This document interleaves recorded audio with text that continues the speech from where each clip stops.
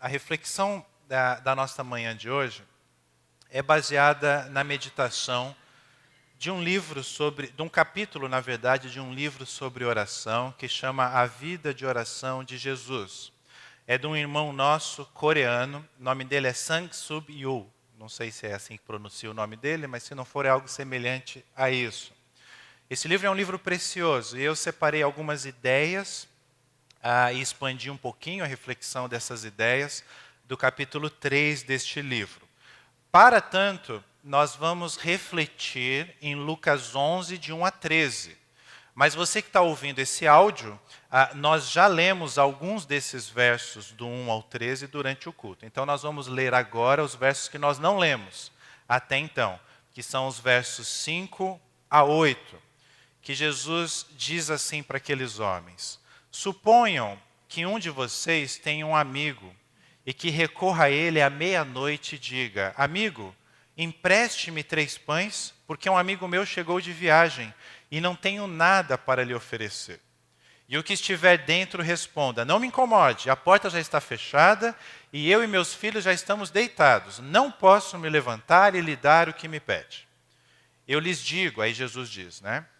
Embora ele não se levante para dar-lhe o pão por ser seu amigo, por causa da importunação, se levantará e lhe dará tudo o que precisar. Feche seus olhos mais uma vez. Senhor, tua palavra foi lida, está aberta diante de nós. Abra o nosso coração também, ó Deus, para compreender as riquezas espirituais que o Senhor reserva para nós neste momento. Abençoa-nos, ilumina-nos, em nome de Jesus. Amém. Meus amados irmãos, a vida inteira de Jesus é marcada pela oração. A vida de Jesus começa com oração, antes do nascimento dele, durante o nascimento dele, na infância e na juventude dele, e durante todo o seu ministério. Jesus era um homem que não vivia sem oração. E Lucas, o autor deste evangelho, que nós estamos meditando nesta manhã, ele deixa muito claro que ele queria que nós, os leitores deste evangelho, soubéssemos que Jesus era um homem de oração. Porque nenhum outro evangelista destaca tantos momentos de oração na vida de Jesus e na vida das pessoas que estavam ao seu redor. Agora, é notável uma preocupação de Lucas ao escrever sobre a vida de oração de Jesus.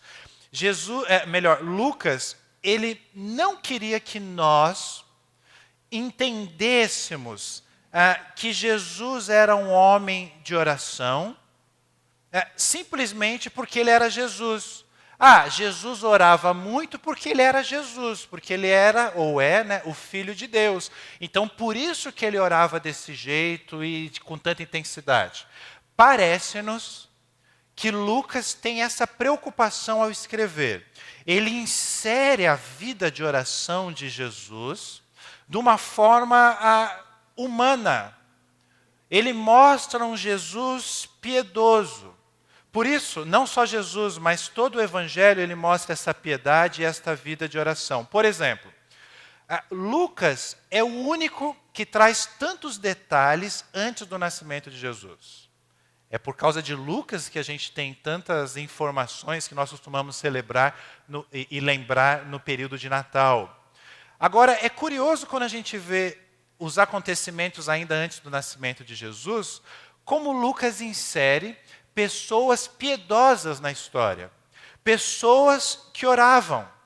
A parte inicial do Evangelho de Lucas está cheio de pessoas piedosas. Por exemplo, nós encontramos Zacarias e a sua esposa Isabel, e o texto bíblico diz que o nascimento de João Batista era uma resposta de oração deste casal. Zacarias e Isabel oraram, João Batista nasceu. Quando Zacarias ele entra no santuário do Senhor para queimar um incenso, tudo ali em Lucas 1 ainda. A Bíblia diz em Lucas 1:10 que todo o povo estava orando. um casal orando, uma bênção do Senhor, um povo orando. Depois a história continua. 40 dias, Jesus nasce. 40 dias depois do nascimento de Jesus, José e Maria levam Jesus para Jerusalém. No meio do caminho eles encontram Simeão, ali já perto do templo. Simeão era um homem piedoso, e a Bíblia diz que ele era um homem que orava, pedindo consolo, o consolo de Israel, a salvação de Israel. E aí ele conhece a salvação de Jesus. Ele pega Jesus no colo. A profetisa Ana aparece nesse contexto, uma viúva. O texto bíblico diz que ela não deixava o templo de Deus e orava. Dia e noite essa mulher estava fazendo jejum e oração. Está lá em Lucas 2, 37. Então eu quero que vocês percebam que Lucas nos apresenta o contexto dos dias de Jesus, nos apresentando pessoas piedosas, nos apresentando pessoas de oração. Por quê? Para nos mostrar que a vida de Jesus, então Jesus nasce nesse contexto, a vida de Jesus é uma continuação da vida de oração de pessoas piedosas. Qual é o propósito de Lucas, qual é o propósito de Deus para nós hoje sabermos isso, ao sabermos disso? É muito claro, enfatizar que aquele que é piedoso, aqueles que creem em Jesus, devem viver uma vida de oração. Esse é o ponto. É curioso que quando Jesus entra na história, ele nasce e começa o seu ministério, Jesus o tempo todo está orando e também está ensinando, falando a respeito da oração. E a mensagem de Jesus, resumindo tudo que ele fala sobre oração e todas as orações que ele faz, é a vida de fé não existe se você não tiver uma vida de oração. Jesus nos ensina isso. Não existe uma vida de fé se você não tem uma vida de oração. Por isso que Jesus, ele é sistemático. Quando a gente olha os textos em que ele fala sobre oração, as parábolas, como esses que nós lemos aí em Lucas 11, nós temos, por exemplo, este que nós acabamos de ler, a parábola do amigo inoportuno. Jesus está deixando de forma muito clara. Se você não tiver uma vida de oração, se você não insistir, você não vai ser discípulo, você não vai ter uma vida de fé. A parábola do juiz iníquo e da viúva foi tema de uma reflexão nossa aqui há alguns anos atrás sobre oração. Aquela viúva que insiste e o juiz acaba atendendo. A parábola do fariseu e do publicano nos traz esse contexto também. Lucas nos diz também que a vida de oração nos prepara para a volta de Cristo, quando ele trata daqueles assuntos escatológicos do fim dos tempos, ali em Lucas 21. Percebam, meus amados irmãos, o quanto a vida de oração de Jesus está relacionada com a nossa vida. Por isso eu quero refletir com vocês sobre alguns temas. Quero pensar alguns temas sobre oração. Esta reflexão, ela complementa o discipulado da semana passada. E auxilia no discipulado dessa semana, onde nós estamos analisando frase a frase a oração que Jesus nos ensinou, a oração do Pai Nosso. A pergunta que eu quero fazer para você é: o que você pensa sobre oração? O que passa na sua mente quando você pensa assim, oração? O que é oração para você? Ou quando você pensa, preciso orar. Ou quando você fala assim, eu não tenho orado muito. Ou quando você fala, poxa, eu tenho orado bastante. O que é, na sua concepção, aí no seu íntimo, essa palavra tão importante para a nossa fé, oração? É importante nós organizarmos o nosso pensamento sobre oração. Normalmente a gente escuta frases aí fora do tipo, ou às vezes até aqui dentro, oração poderosa. O que é uma oração poderosa? Ou frases e canções que falam oração, a oração que mexe o trono do céu. Que história é essa? São concepções erradas sobre oração. Por quê? Porque quando a gente olha a figura de Jesus, o homem Jesus, orando, é muito diferente disso tudo que a gente ouve e às vezes a gente canta. Jesus, presta atenção no que eu vou te dizer agora. Jesus não orava somente quando o trabalho, quando as coisas da vida dele não iam bem. Jesus, ele orava até quando ele estava no clímax do seu sucesso, da sua fama. Quando ele estava no clímax, quando estava bombando o ministério de Jesus, ele saía e orava. Quando Jesus tinha problemas, ele orava. Jesus orava o tempo todo, porque ele considerava este relacionamento contínuo com Deus em oração a maior, a mais especial bênção que um ser humano pode ter. Isso é muito diferente da concepção que muitas pessoas têm sobre oração. Eu já gravei um vídeo, e em breve, daqui nas próximas semanas, vai para o ar para vocês assistirem, em que eu comparo a fé, muitas vezes a nossa fé, a nossa experiência com Deus, a nossa expectativa é que seja como que a lâmpada de Aladim. E aí a gente leva esse conceito para a oração. O que é a oração? Não tem aquela lâmpada lá que a gente esfrega na lâmpada, sai um gênio e eu faço 3 pedidos? A oração é ainda melhor, porque eu não preciso fazer só 3 pedidos. Eu posso pedir o que eu quiser para Deus, quando eu quiser. Vocês estão rindo, mas muita gente pensa exatamente assim a respeito da oração. Poxa, estou com um problema na minha vida, eu preciso de uma solução, eu preciso de um gênio da lâmpada. Como é que eu vou fazer? Oro. E meus amados irmãos, não é assim que funciona, segundo Jesus. Outras pessoas consideram a oração como uma bola de cristal, uma bola mágica. Então assim, eu vou... A história da lâmpada do Aladim é para satisfazer o que eu quero. A história da lâmpada mágica é que eu orando, Deus vai fazer eu prever algumas situações e assim eu vou poder evitar coisas ruins e assim eu vou poder desfrutar de coisas boas. Segundo Jesus, oração não é isso. A pergunta que surge aqui é: por que discípulos oram? Se não é assim a oração, por quê? Para quê que nós oramos?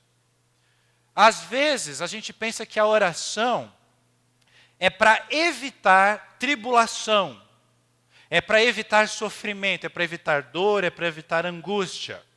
A oração é quando a gente quer coisas boas, a gente então busca, e ainda a gente escuta frases do tipo: nossa, está acontecendo isso na minha vida, mas também eu não estou tendo uma vida de oração, né?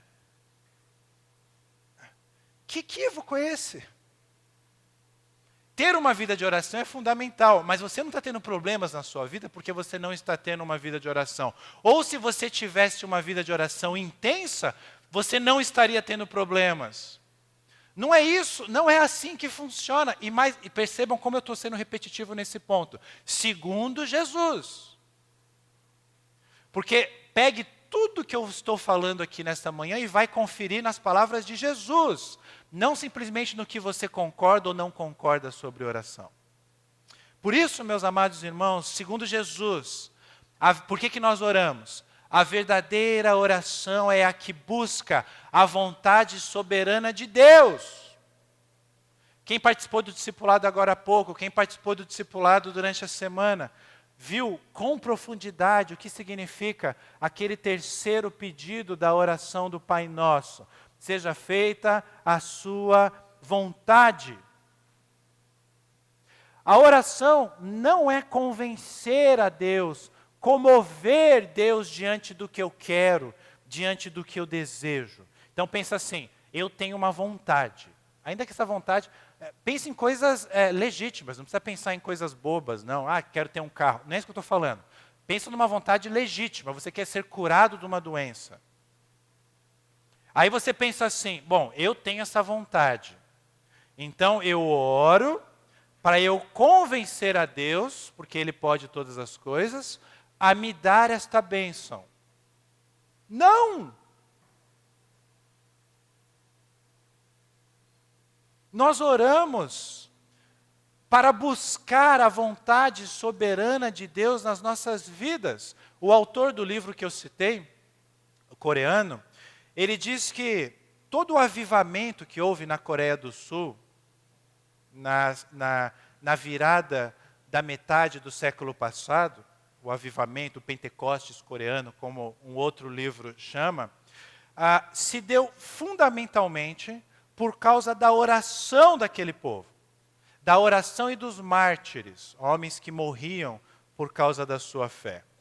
E aí ele diz assim, a igreja coreana, ela não podia não orar, porque ela estava inserida no meio da pobreza, porque ela estava dominada pelo Império Japonês, e havia uma guerra civil ali acontecendo. Eu fico pensando, eu acho que a igreja brasileira, os discípulos de Jesus, só vão se colocar de joelho mesmo e clamar mesmo por um avivamento no nosso país, se nós entrarmos num estado como de guerra civil. Porque a gente ouve tudo isso que a gente ouve em Brasília, político aqui, né? A outra que roubou, e está provado que roubou, se torna presidente de um partido. Tipo assim, e esse partido quer colocar um outro ladrão na presidência, e está tudo bem, está tudo tranquilo, a vida é assim mesmo, vamos comer milho na festa junina que a gente ganha mais. Foi mal, Meg? Estou brincando com a Meg, porque ela quer comer milho. Gente, o dia que a gente tiver uma guerra civil, exército nas ruas, pessoas se matando por motivo político, quando tivermos terroristas, e principalmente quando a igreja brasileira for impedida de ter um culto público como esse, aí nós vamos dobrar os nossos joelhos e vamos clamar por um avivamento nesse país. E olha que interessante o que ele diz, frase do coreano. Mas agora que a Coreia não está mais pobre, parece que o fervor da oração está se esfriando. Ele escreveu esse livro há poucos anos atrás. Nós somos assim. Quando as coisas estão bem, a gente não liga para a oração, a gente não busca Deus. Quando as coisas vão mal, a gente corre atrás dele.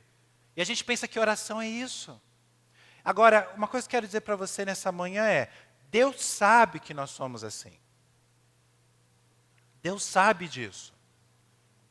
Deus sabe que conforme o nível exterior da nossa vida vai subindo, aquela lágrima durante a oração, aquele fervor de coração na oração, vai desaparecendo.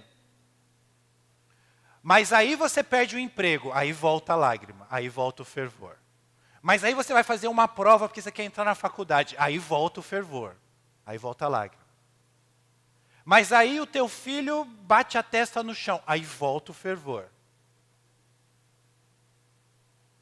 Você não é capaz, ou não se lembra às vezes de fazer uma oração de agradecimento, num aniversário, num casamento, num churrasco, num momento feliz. Mas na hora que você está doente, que um pai seu está doente, aí você quer orar, aí você pede oração para a igreja inteira. Perceba, eu não estou apontando para vocês dizendo que eu sou perfeito, eu estou me incluindo. Nós somos assim. Agora, é curioso que os discípulos de Jesus, eles viam Jesus orando, mas eles nunca tinham pedido para Jesus ensinar eles a orarem. Até que chegou esse dia, do texto que nós lemos, em que eles chegam, eles olham lá, Jesus volta, né? Jesus estava orando em determinado lugar, ele terminou de orar, aí os seus discípulos... Senhor, ensina-nos a orar. Nós somos seus discípulos, João também tinha os seus discípulos, ele ensinava, nós queremos aprender. E a partir deste pedido, Jesus imediatamente ensina esses homens, mas ele ensina duas coisas. Ele ensina o conteúdo da oração, ele fala, orem assim. E aí ele apresenta a oração que nós chamamos de Pai Nosso, ou oração dominical, alguns chamam assim também. Mas Jesus não para aí. Jesus nos ensina o método para orar. É sobre o método que que está inserido o texto que nós lemos, do amigo inoportuno, e o outro texto do pai e do filho, que nós vamos ver na sequência aqui, não em detalhes, mas vamos abordar na sequência. Lucas 1, de 1 a 4, está aí na tela. Fala sobre o que é orar, o conteúdo da oração. Mateus 6, que nós estamos vendo no discipulado, nos apresenta ainda mais detalhes, né? O texto de Mateus, a oração, ela está mais sistemática do que aqui. Lucas, ele trouxe um resumo, ele foi objetivo na oração. O que nós temos que entender, e eu não vou entrar em muitos detalhes, porque nós já estamos fazendo isso no discipulado, desta oração do Pai Nosso, é que, em primeiro lugar, a oração é um privilégio daqueles que são filhos de Deus. Por isso a oração começa chamando Deus de Pai. É curioso isso, porque nós não somos literalmente filhos de Deus. Quem é filho de Deus é Jesus. Eternamente, desde toda a eternidade, ele é filho de Deus. Mas Jesus nos ensina a orar, chamando o Pai dele. Ele fala, olha, vocês podem chamar o meu Pai também de Pai. Ou seja, ele está nos ensinando que chamar Deus de Pai é ser igual em oração ao próprio Jesus Cristo, que é o único Filho de Deus. Isso só é possível pela cruz, pela obra que ele fez por nós. Outro dia eu recebi um vídeo de uma poetisa famosa, brasileira. Recebi pelo WhatsApp de uma pessoa que eu conheço. E aí eu cliquei lá, play, né? Eu assisto tudo que vocês me mandam. E aí está lá a poetisa numa palestra, parece que é algo bem recente. E assim, milhares de pessoas no auditório, muito grande mesmo. E ela é muito famosa, escreve muitos livros, ela falando, e ela começa a falar do momento político brasileiro, de toda a situação, tudo tal. Aí ela fala assim, gente, eu vou fazer uma coisa que eu nunca fiz. Aí ela chama a plateia para fazer uma oração pelo país. Linda a atitude dela. Aí ela diz o seguinte, então vamos orar uma oração que é universal. Não importa a sua religião, não importa o que você creia, esta oração é universal. É a oração do Pai Nosso.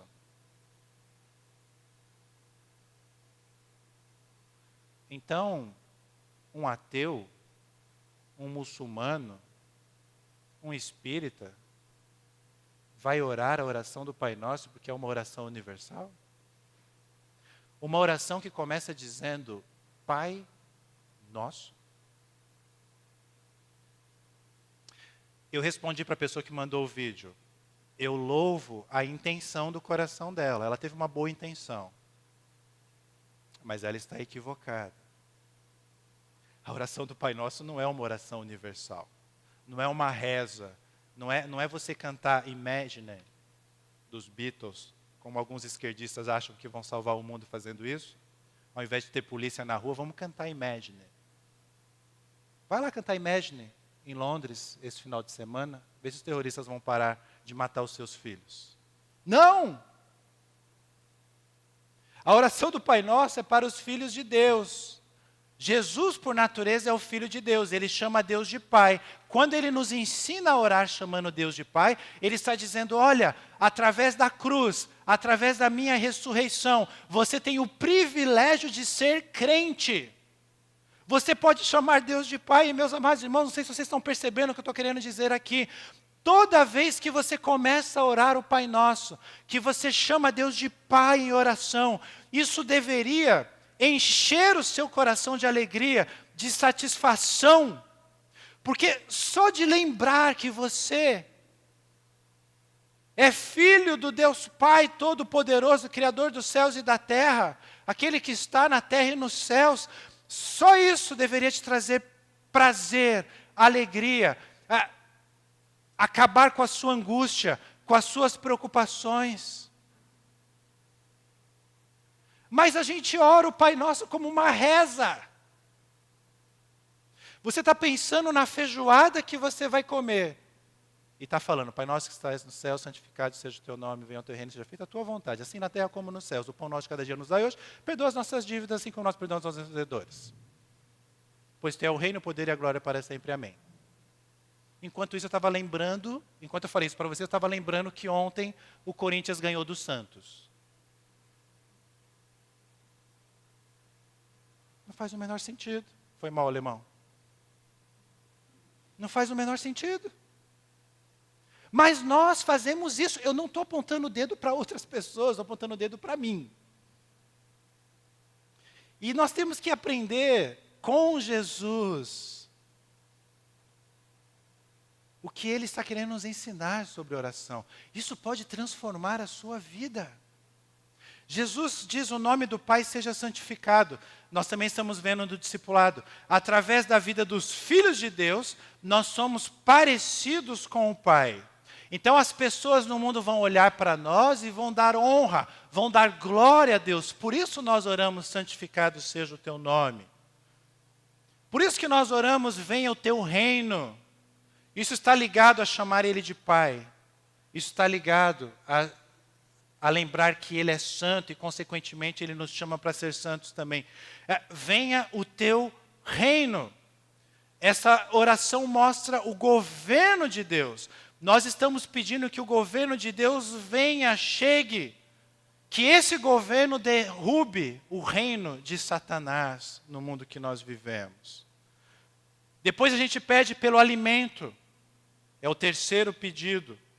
O alimento que eu preciso para viver o meu dia. Olha que interessante. Antes de pedir pelo alimento do meu dia, eu oro pelo reino de Deus. Isso não te lembra alguma coisa? Mostra para a gente, Gerson.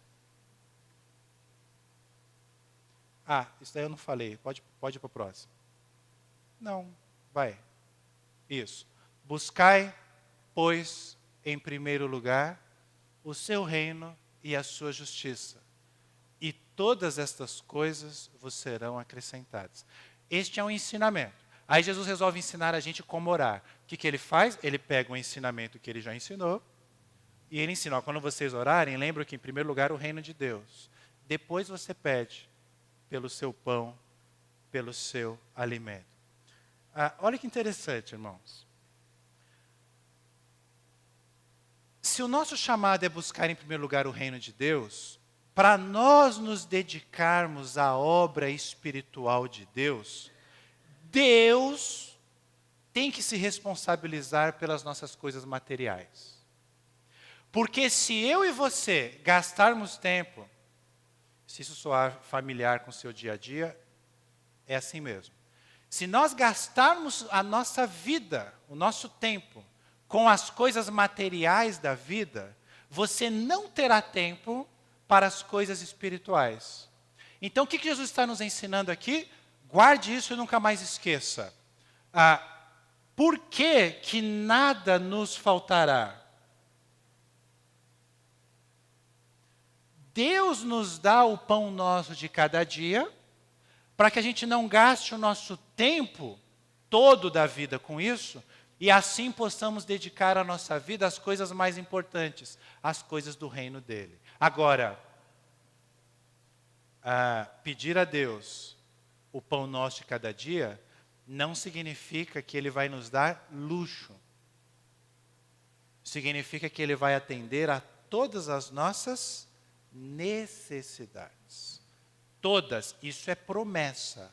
É impossível isso não acontecer para um discípulo de Jesus. Impossível. Então, pode se preocupar com o reino. Mas, pastor, eu estou desempregado. Se preocupa com o reino. Mas, pastor, a minha renda mensal não está dando. Se preocupa com o reino. Mas eu preciso...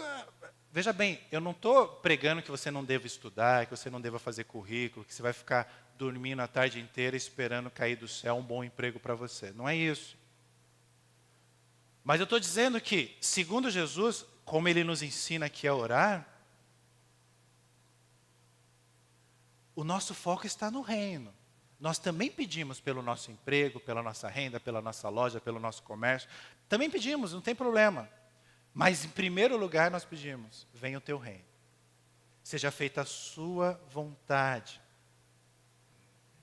Também perdoa os nossos pecados.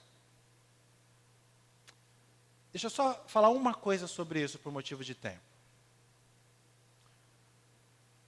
Na vida dos discípulos de Jesus, o perdão é a condição necessária para você ter uma resposta de oração. O que eu quero dizer com outras palavras? Se você pensar assim, Deus, eu não consigo perdoar o erro, as falhas daquela pessoa chata na minha vida. Deus, eu não tenho um coração para perdão. Deus, eu não quero perdoar. Se esse é o teu pensamento, não ouse pedir perdão a Deus pelos teus erros, pelas tuas falhas. Esta oração Ele não vai atender. Esse é o princípio do perdão. Perdoar uns aos outros, para Deus nos perdoar. Por quê? Porque isso demonstra o nosso coração. É curioso que esse não cair em tentação nos aponta, e se nós olharmos o texto de Mateus, fica ainda mais claro, porque ele acrescenta, mas livra-nos do mal, não nos deixe cair em tentação, mas livra-nos do mal. Nesse texto aí não tem, né? Nos aponta para um ser espiritual que quer nos destruir, porque o mal que é traduzido aí nas nossas Bíblias é a expressão no grego personificada do sujeito do mal, conhecido como Satanás, diabo, coisa ruim e diversos outros nomes, dependendo da região do Brasil e do mundo que você mora. Olha que curioso. Este ser, a personificação do mal, Satanás, ele teve alguns encontros com Jesus. Um desses encontros foi no deserto, antes de Jesus iniciar o seu ministério. E ali no deserto, Satanás se encontra com Jesus com um propósito, fazer de Jesus o servo dele. Esse era o propósito de Satanás. E é o propósito de Satanás nas nossas vidas todo o tempo. Fazer de vocês, de mim, um servo dele. Principalmente se você já declarou que é servo de Jesus. Aí que ele quer mesmo te tirar desse reino. Bom, o que acontece ali no deserto? Satanás faz 3 investidas. E Jesus, ele ele nega as propostas das 3 investidas. Uma era relacionada a pão. Transformar pedras em pão. A outra era relacionada à autoridade e à glória das nações do mundo. Se prostrado, me adorares. E a outra, a se ostentar, atira-te do templo. Isso foi lá no início do ministério de Jesus. Agora a gente está aqui, Jesus está nos ensinando a orar. Quando Jesus nos ensina a orar, a oração do Pai Nosso, Ele está exatamente tratando do assunto pão, da autoridade e a glória das nações do mundo e se ostentar. O pão nosso de cada dia nos dai hoje, vem do Senhor. Arreda-te de mim, Satanás, vem do Senhor. A glória, a autoridade, as nações do mundo são do Senhor. Venha o teu reino, santificado seja o teu nome. Tu és o Pai. E esse desejo de nós nos ostentarmos, ele é crucificado nessa frase. Perdoa as minhas dívidas, assim como eu perdoo os meus devedores. Perdoa os meus pecados. Eu sou um nada. Eu preciso do Senhor, eu preciso do seu perdão. Perceba como há uma conexão entre as tentações de Satanás no deserto com Jesus e a oração que ele nos ensina depois. Jesus agiu exatamente assim. O propósito da oração, meus amados irmãos, não está no poder e na glória deste mundo. Eu vou orar para eu ter a casa, o carro, a roupa. Não!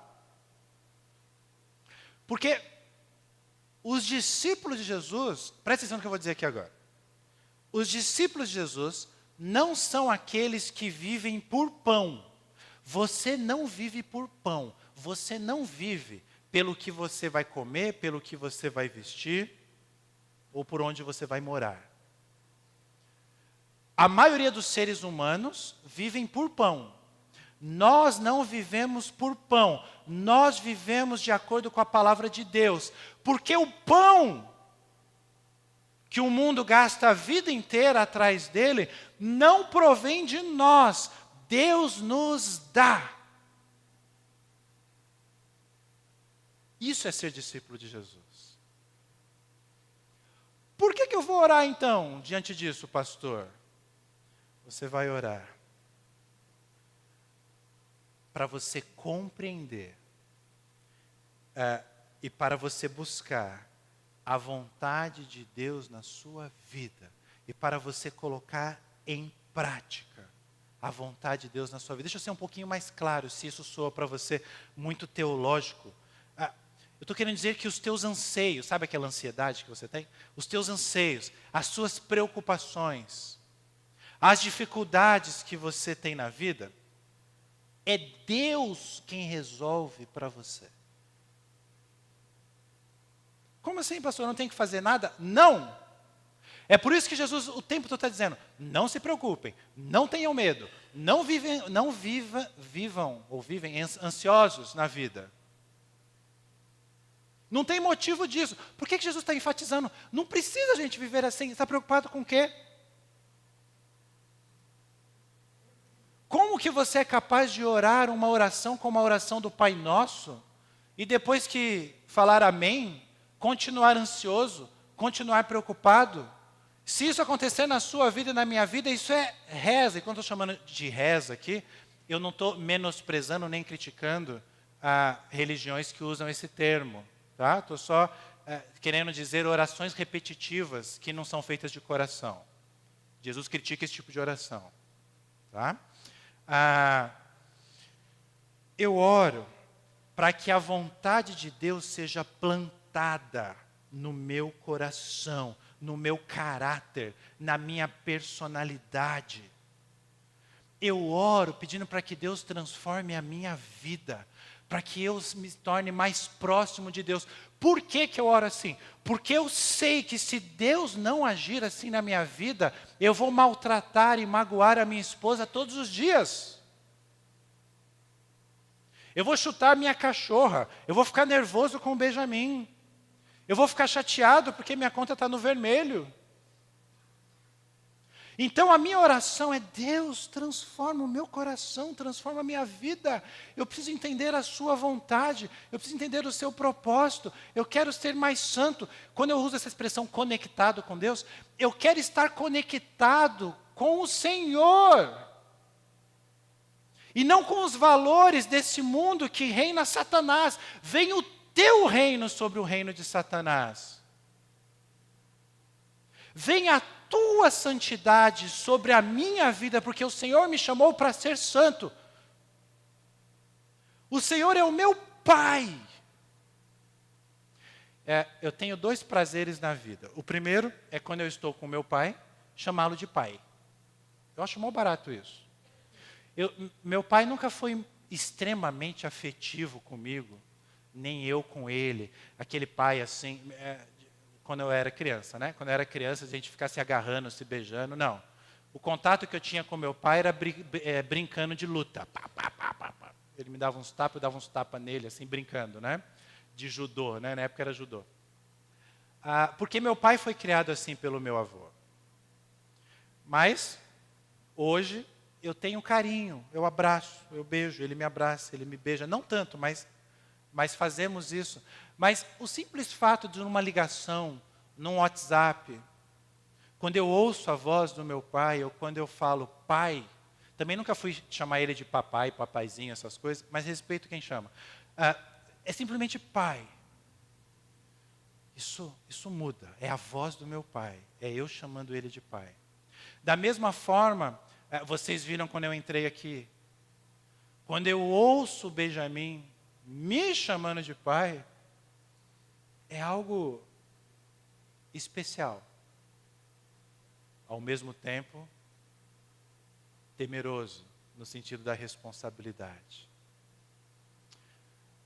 As duas experiências que eu acabei de relatar, tanto ainda que não seja o seu pai de sangue, mas você ter alguém que você chame de pai ou considere como um pai, ou você ser pai, quem é pai aqui, as duas experiências elas são levadas no nível espiritual no nosso relacionamento com Deus.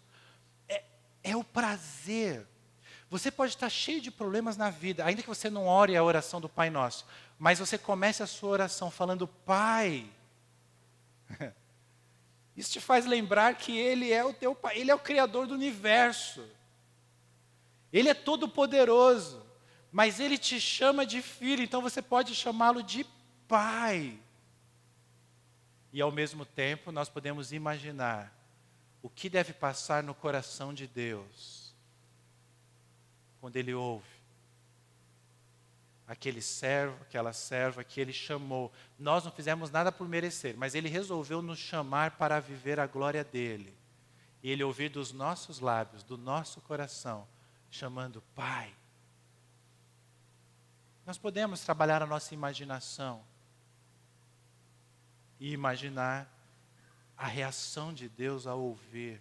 Quer você esteja em pecado, quer seja um pedido, quer seja um agradecimento, você chamar Ele de Pai. Pai. Por isso, meus amados irmãos, a oração não move o trono de Deus. Para com isso. Não move. A oração transforma o meu ser conforme Ele. Na verdade, Ele me criou assim, conforme a sua imagem, conforme a sua semelhança. Não é só físico. Mas o pecado nos desconectou desta realidade. É isso que Ele está nos ensinando. O que a oração faz? Faz o meu propósito ser igual ao propósito de Deus. Faz o meu pensamento ser igual ao pensamento do Senhor. Faz a minha insistência ser igual à insistência. Porque Deus insiste na sua vida, hein? Porque já era para Ele ter desistido de você há muito tempo, de mim também. Esse é o conteúdo da oração. Agora, Jesus não para por aí. Ele nos apresenta o método. E, obviamente, eu não vou entrar em detalhes, mas nós lemos o texto todo de Lucas 11, de 1 a 13, porque, às vezes, surge uma pergunta, eu já sei o conteúdo, mas então, como eu devo orar? É nesse contexto que Jesus nos apresenta o texto principal que nós lemos, do amigo inoportuno. O que diz lá o texto do amigo inoportuno? Nós lemos, vocês viram.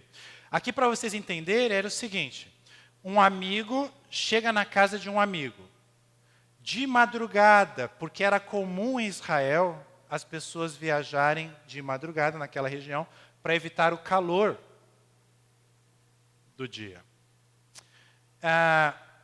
Talvez essa casa que foi procurada era uma casa pobre, de pessoas pobres. E era costume, quando um visitante chegava em uma casa ou em um vilarejo, oferecer pão para esse visitante. Lógico, né? Ele está vindo de uma viagem. E parece que a regra ali eram 3 pães. E era comum também, quando você não tinha os 3 pães, você pedir para os vizinhos, porque era uma responsabilidade do vilarejo. O vilarejo tinha a responsabilidade de receber bem o anfitrião. Então, quando este amigo, que recebeu um amigo, não tinha pão para oferecer para esse amigo, aí ele vai na casa do vizinho, pede pão, e o vizinho nega esse pão, esse vizinho, amigo da onça dele aqui, que está negando o pão, ele está sendo extremamente mal educado por uma tradição daquela região. Por que ele nega? Porque as pessoas não tinham quartos cômodos igual temos hoje, estava a família inteira já deitada no chão ali. E isso era difícil de abrir a porta. Esse é o contexto. Agora, Jesus apresenta esse contexto imediatamente após nos ensinar a orar. A pergunta que surge é, por quê? A resposta imediata é, porque nós temos que insistir, não devemos desistir da oração. Sim, mas Deus não é como esse amigo mau na parábola. É isso que às vezes a gente confunde. Então tem que ficar insistindo porque Deus não quer me dar. Não, claro que não. A parábola nos é contada dessa forma para mostrar que Deus é o oposto disso.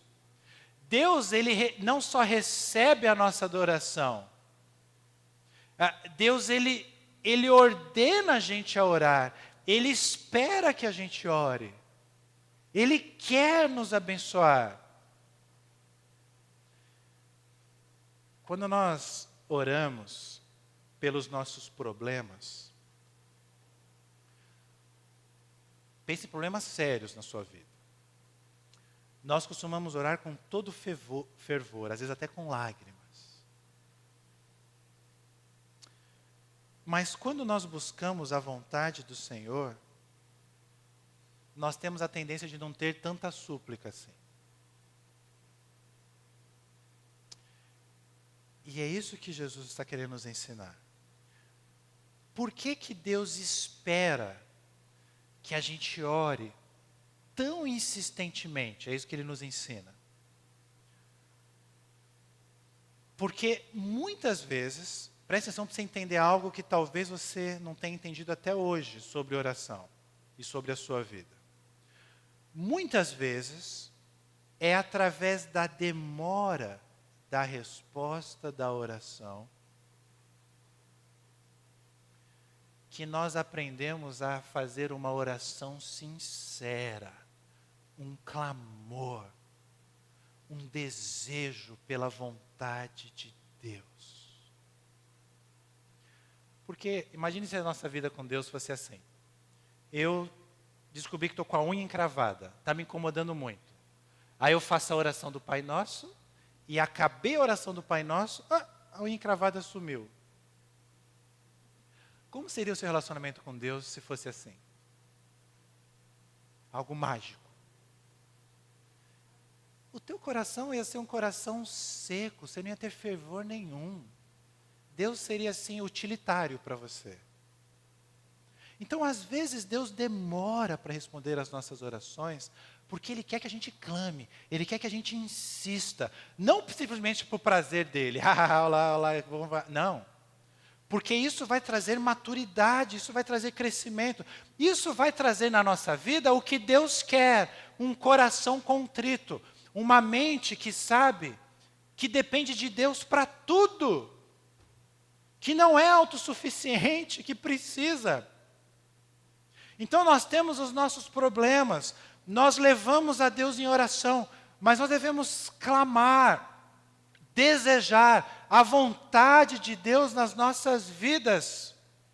Se não fosse os nossos problemas, e se não fosse Deus às vezes demorar para responder, nós não iríamos desejar tanto, ou buscar tanto a Deus. Eu sei que você está pensando, mas pastor, não tinha um caminho melhor? Não poderia ser de outra forma? Por que tem que ser assim? E aí você pensa assim, por que Deus determinou que seja dessa forma? Ele não parece ser um Deus bom, do jeito que o senhor está falando. Aí vem o ponto. Ele não determinou que fosse dessa forma. E aí é a dificuldade de muitos discípulos entenderem o que o pecado e como o pecado afetou as nossas vidas. O pecado destruiu este clamor genuíno, esse quebrantamento genuíno. Hoje nós somos egoístas, nós pensamos em nós mesmos, nós queremos Deus para satisfazer os nossos desejos. Então Deus, para para nos conformar de novo à imagem e à semelhança dele, ele nos dá alguns probleminhas. E às vezes esses probleminhas perduram, que é para a gente se prostrar, para a gente clamar, para a gente reconhecer que nós precisamos dele. Porque se não for assim, o pecado faz com que a gente esqueça de Deus. Então, no final das contas, é para o nosso bem. E para nós terminarmos, o que Deus responde a quem ora insistentemente buscando a vontade dele? Nós lemos durante o culto os versos 9 a 13. Peçam e lhes será dado, busquem e encontrarão, batam e a porta lhes será aberta. E aí ele traz um comparativo: se um filho pedir para um pai coisa boa, esse pai vai dar coisa ruim? Claro que não. Se você ler biografias ou assistir filmes de homens que foram extremamente maus, você pega, por exemplo, um Pablo Escobar, ou outros traficantes, ou outros criminosos, você vai perceber que esses homens foram extremamente bons para os seus filhos. E a tese de Jesus é essa: se vocês, seres humanos, mesmo sendo maus, são capazes de dar boas dádivas para os seus filhos, imagine o teu pai que está lá no céu, o quanto ele quer te abençoar. Então o que Jesus está dizendo é: quem pedir, vai receber. Quem buscar, vai achar. Quem bater na porta, vai ter a porta aberta.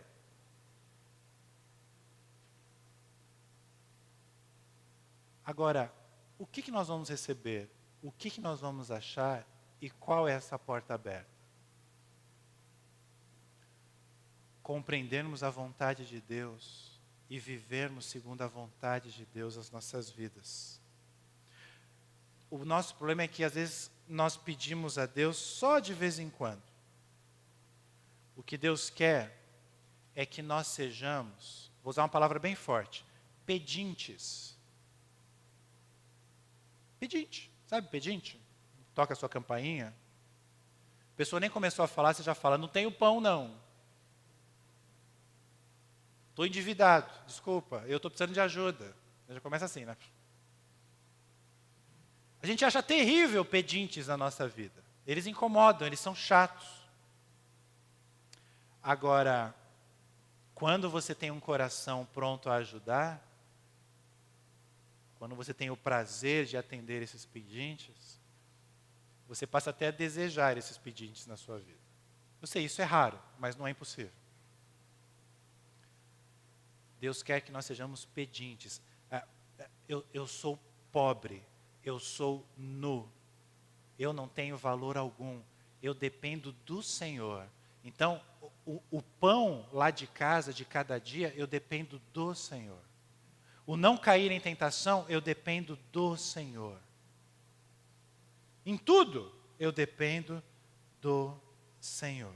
Agora, qual é o presente que Deus o Pai nos dá em resposta a essa oração? Leiam ali a última frase. Leiam comigo. Quanto mais o Pai que está nos céus dará o Espírito Santo a quem o pedir. Gente, a vida de Jesus só foi do jeito que foi porque foi uma vida cheia do Espírito Santo. O que eu quero, tudo bem, ele é a segunda pessoa da Trindade, Jesus.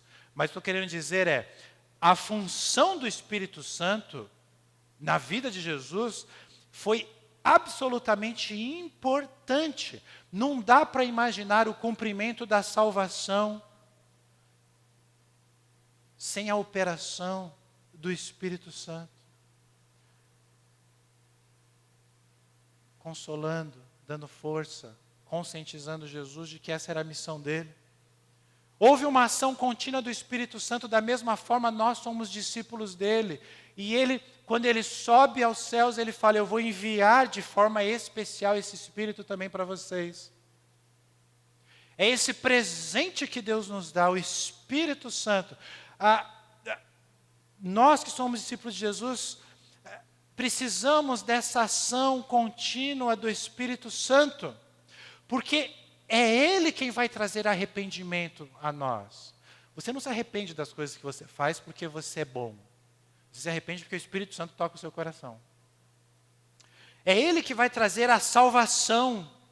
É Ele que vai fazer a gente entender a cruz. O significado da cruz. E é o Espírito Santo também quem vai nos trazer a santificação. Então, até essa história de eu sou salvo, mas agora é comigo. Você tem as suas responsabilidades, mas até nesse papel, você depende do Espírito Santo. O livro de Atos é um livro que revela de forma clara. As pessoas orando, orando, orando, o Espírito Santo agindo, agindo, agindo. Por quê? Porque o Espírito Santo é o grande presente de quando nós oramos.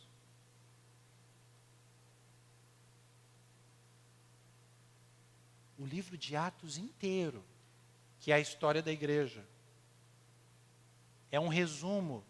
Alguns até defendem que ele deveria chamar não Atos dos Apóstolos, mas Atos do Espírito Santo. Atos do Espírito Santo na vida da igreja. O que eu quero que você guarde é o Espírito Santo é quem nos transforma em pessoas mais parecidas com Jesus. Não depende de nós. Ah, pastor, agora eu entendi, eu fiz o discipulado, fiz 4 meses de discipulado, aprendi o Evangelho, estou participando, agora é comigo, agora eu vou ser um discipulão de Jesus. Não. Só se o Espírito Santo agir na sua vida, porque o pecado vai te empurrar para o outro lado. Por isso que Jesus nos ensinou essa oração. E por isso Ele dá esses exemplos. A nossa oração deve ser: Deus, eu preciso do Teu Espírito. Deus, eu preciso entender a Sua vontade.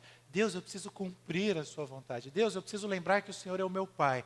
Deus, eu preciso lembrar que o Senhor é santo e me chamou para ser santo.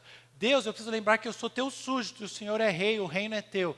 Deus, eu preciso lembrar que o pão nosso de cada dia é o Senhor quem dá. Deus, eu preciso lembrar que eu sou pecador, mas eu também preciso lembrar que eu preciso perdoar os outros. Deus, eu preciso lembrar que é a Tua vontade que deve ser feita. Olha que curioso, eu falei isso durante a semana no discipulado, só uma palhinha para quem não estava lá. Jesus nos ensina a oração do Pai Nosso, nos ensinando a orar: seja feita a Tua vontade, assim na terra como nos céus. Algum tempo depois ele está no Getsemane orando, e ele ora a oração que ele nos ensinou: Pai, se possível, afasta de mim esse cálice, mas seja feita a Tua vontade, não a minha. Jesus ensina, Jesus faz. Jesus viveu a sua vida orando. Minha última frase, eu sei que vocês estão cansados. Minha última frase. Jesus viveu a vida inteira orando. Você é chamado para ser o que dele? Um discípulo. Um imitador. Por isso que não há vida de fé. Não há vida de discípulo de Jesus sem oração. E os músicos vão vir aqui à frente agora. E nós vamos cantar uma canção que fala sobre oração.